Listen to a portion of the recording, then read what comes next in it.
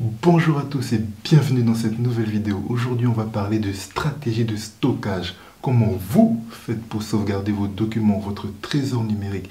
Est-ce que vous avez déjà pensé à dupliquer vos données? Est-ce que vous avez fait quelque chose pour protéger vos données? N'attendez pas forcément le dernier moment. Aujourd'hui, moi, je vais vous parler des solutions que j'ai mises en place pour protéger mes données. Allez, c'est parti maintenant.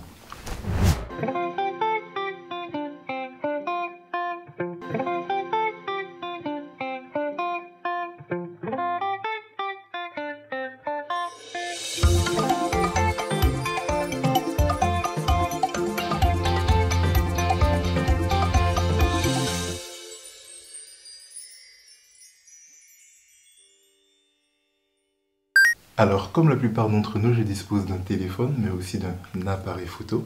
Et donc, avec ces deux différents appareils, plus tout ce que je peux avoir à côté, j'ai la possibilité de créer des nouveaux contenus, de prendre des photos, de prendre des vidéos, de pouvoir éventuellement les stocker sur mon ordinateur afin de pouvoir les re-regarder une autre fois. Donc, bien entendu, ce n'est pas seulement les contenus que je crée qui sont stockés sur mon ordinateur. Il y a aussi tous les fichiers que je peux partager avec des amis, que ce soit des vidéos, des photos, des documents, etc. Et comme beaucoup d'entre nous, quand j'ai besoin de sauvegarder mes données, je viens les connecter via un câble à mon appareil afin de pouvoir faire le transfert de mes documents sur mon ordinateur. Mais que se passerait-il dans le cas où mon ordinateur bug et dans le cas où je n'ai pas forcément fait de copie de mes fichiers? Et bien, patatras, je perds absolument tout parce qu'il n'y a aucun moment auquel j'ai pensé à sauvegarder mes fichiers.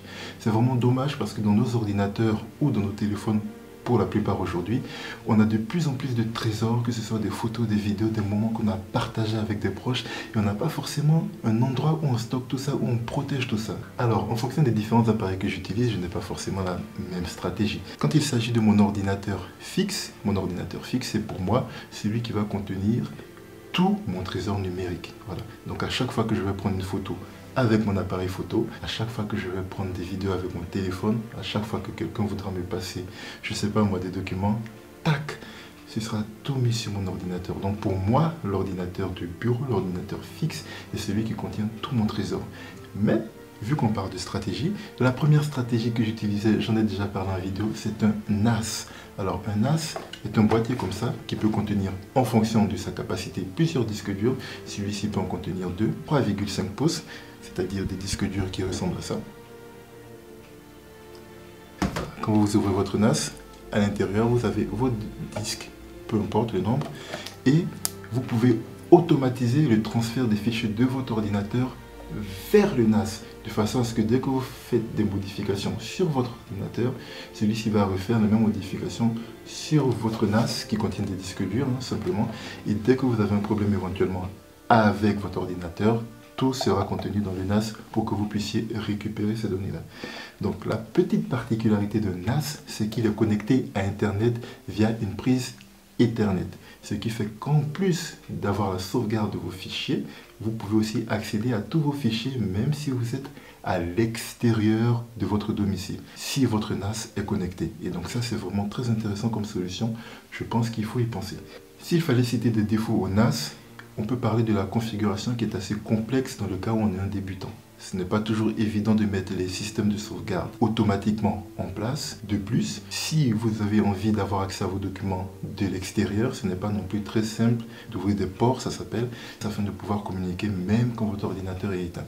Autrement, c'est vraiment quelque chose que je peux vous conseiller. On en trouve à peu près à 200, à partir de 200 €. Vous mettez les disques durs de la taille que vous voulez. Et voilà, à partir de ce moment-là, il y a souvent des logiciels qui sont livrés avec, qui vous prennent en main pour la première utilisation. Et voilà, il n'y a plus grand chose à faire si ce n'est que d'en profiter.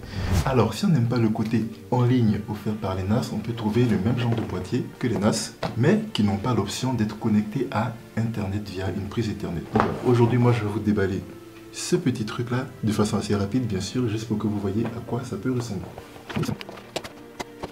Alors, dans la boîte, on va retrouver un beau petit boîtier qui ressemble un petit peu au NAS qui est là, voilà, dans lequel vous pourrez aussi mettre 2 disques durs. À l'arrière, comme on peut voir, il ne dispose pas de prise Ethernet, mais d'une simple prise USB et une prise d'alimentation. En plus du boîtier, on va retrouver une petite boîte qui, elle, va contenir un câble USB pour le relier à l'ordinateur, et la prise d'alimentation qui va vous permettre de raccorder le boîtier à une prise électrique. C'est un détail que j'ai oublié de manquer, mais que ce soit le NAS ou ce boîtier-là, c'est constamment relié à une prise électrique. Alors ce boîtier-là, c'est le Orico NS200 U3 qui contient lui deux slots qui vont vous permettre de mettre des disques durs de taille 3.5. Donc c'est vraiment très simple, vous n'avez qu'à rentrer vos disques à l'intérieur, à brancher et à programmer avec Windows. Je vous montrerai des images, mais Windows permet désormais de programmer des sauvegardes automatiquement. Donc avec ce genre d'appareil, un petit disque dur à l'intérieur, vous avez la possibilité de déjà sauvegarder une bonne partie de votre machine. Donc voilà, vous n'avez déjà plus d'excuses. Ça coûte environ 60 €, c'est vraiment très peu cher comparé au NAS. Et bien sûr, les prix que je vous donne, c'est des prix sans disque dur à l'intérieur. Donc une fois que vous achetez le boîtier, après il faudra investir dans les disques durs. Donc ça, c'est quelque chose à ne pas oublier. Passons maintenant au deuxième point, il existe d'autres appareils qui vont vous permettre de sauvegarder vos données. Et là, je parle des disques durs. Vous pouvez les acheter déjà faits, ou alors vous pouvez acheter un boîtier dans lequel vous allez mettre un disque dur que vous aurez acheté. Et moi, c'est ce que j'ai fait avec celui-là. Ça permet d'avoir un ensemble qui coûte relativement moins cher. Donc, c'est un boîtier pour disque dur 2,5 pouces. Comme vous voyez, les disques durs 2,5 pouces sont plus petits que les disques durs de 3,5 pouces. Mais après, vous pouvez avoir les mêmes capacités. Donc, 1 Tera, 2 Tera, 500 Go, etc., etc. Petit détail, quand vous achetez ce genre d'appareil, faites attention au type de sortie qu'ils vont utiliser. En effet, de nos jours, on passe de plus en plus à l'USB type C. Il s'agit de ce connecteur arrondi qui permet de rentrer à l'endroit et à l'envers. Actuellement, et pour les quelques années à venir, ça va devenir le standard. Donc voilà, ce ne sera plus de l'USB 3 classique. Je vous mettrai une image d'illustration pour que vous voyez à peu près à quoi ça ressemble. Ce qui veut donc dire que si vous n'avez pas ce câble particulier, vous ne pourrez pas connecter votre appareil. Dans ma pratique photo, une fois que j'ai fini de prendre les photos que je voulais et les vidéos que je voulais aussi, il va falloir que je décharge la carte mémoire de mon appareil. Donc, j'extrais une carte mémoire de ce style-là et après, il va falloir que je fasse la sauvegarde de mes fichiers. Ce que j'ai tendance à faire, c'est d'utiliser le petit SSD. Qu'est-ce qu'un SSD? C'est un Solid State Drive. Il va vous permettre de sauvegarder vos fichiers plus rapidement et d'y accéder plus rapidement. Et ça, quand on est en voyage par exemple, vous avez une petite tablette, vous pouvez faire le transfert directement là-dessus. Et vous avez aussi la possibilité de pouvoir monter des vidéos à partir de ce genre de stockage-là. Vous garderez quand même une très bonne productivité parce que les temps d'accès sont relativement rapides à ce genre de SSD. Donc ça, c'est un 128 Go que j'ai acheté à peu près 60 € sur le site Gearbest. C'est un King Diane. À côté de ça, j'ai trouvé aussi une très bonne offre sur le site Amazon. Il s'agissait de ce SSD de 256 Go que j'ai acheté seulement 10 € plus cher, soit 70 € comparé à celui qui venait de Chine qui était déjà un très bon prix. Donc on va trouver dans la boîte une notice, un feuillet relatif à la garantie, un câble USB-C vers USB-C, mais aussi un adaptateur USB-C mâle vers USB type A mâle. Toujours pour ma pratique photo, j'ai ce petit boîtier là aussi, qui va vous permettre de stocker vos cartes mémoire à l'intérieur, mais aussi vous avez ce petit câble USB 3, donc c'est-à-dire d'une très grande vitesse de transfert, et des petits slots ici, des slots pour carte SD, et là des slots pour carte micro SD. Donc dès que vous avez fini de prendre vos photos par exemple, vous prenez le petit boîtier, votre carte mémoire, tac, vous mettez dedans et vous branchez ça à votre ordinateur. Ça va vous permettre encore une fois de pouvoir enlever très rapidement le contenu d'une carte mémoire afin de pouvoir repartir sur le terrain. Il coûte environ 12 €, je vous mettrai le lien bien sûr dans la description. Aussi, toujours dans l'histoire de transférer ces photos, il arrive que des fois je prenne des photos ou des vidéos ou que je partage beaucoup de documents directement avec mon téléphone. Surtout s'ils ont des prises USB type C, vous avez la possibilité d'avoir ce genre de petits trucs là. Donc, ils ont une forme d'un USB classique ici et d'un USB type C par ici. Ce qui fait que vous avez la possibilité avec votre téléphone, vous le prenez et vous branchez directement ici.